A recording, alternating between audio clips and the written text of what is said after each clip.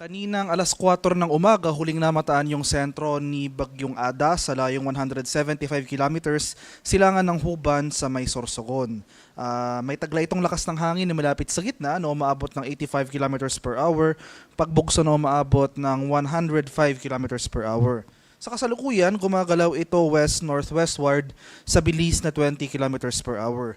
So makikita natin dito sa ating latest satellite images itong mga makakapal na kaulapan na kasalukuyang nakakaapekto dito sa southern Luzon at malaking bahagi ng Visayas. Ito yung mga rain bands na associated directly kay Bagyong Ada. Samantala, itong northeast monsoon o yung malamig na hanging amihan patuloy na nakakaapekto naman dito sa area ng northern and central Luzon.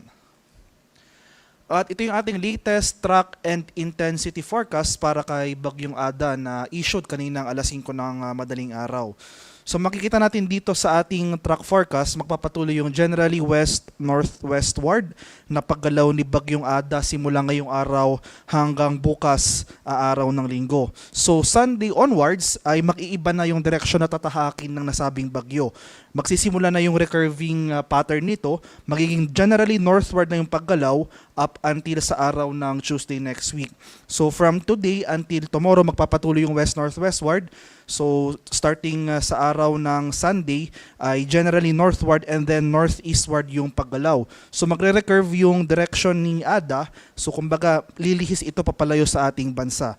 So sa ngayon mapapanatili nito ang tropical storm category habang binabaybay itong Philippine Sea o itong karagatan sa silangang bahagi ng ating bansa. Pero habang binabaybay nito ang karagatan, hindi natin naalis yung posibilidad ng further intensification into a severe tropical storm. So mapapanatili nito ang lakas bilang isang tropical storm and then after recurving ay hihina ito bilang isang tropical depression category sa araw ng Wednesday and Thursday next week. So for now, inaasahan pa rin natin na ngayong hapon hanggang bukas ng gabi ang close approach o yung bahagyang paglapit ng sentro ni Bagyong Ada dito sa area ng Catanduanes. Pero kung magkaroon man tayo ng significant changes sa ating track, for example, yung further westward shift ng ating track, ay hindi natin inaalis yung posibilidad ng landfall o yung direktang pagtama ng sentro ni Bagyong Ada anywhere along Bicol region.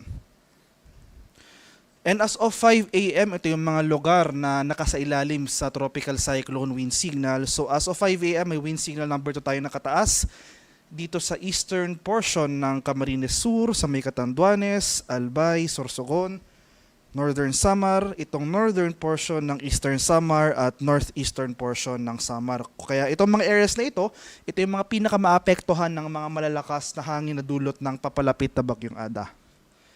Samantala, signal number 1 naman ang nakataas dito sa eastern portion ng Quezon kabilang ang Polillo Islands sa may Marinduque, dito sa area ng Camarines Norte, nalalabing bahagi ng Camarines Sur at Masbate kabilang ang Ticao at Burias Islands.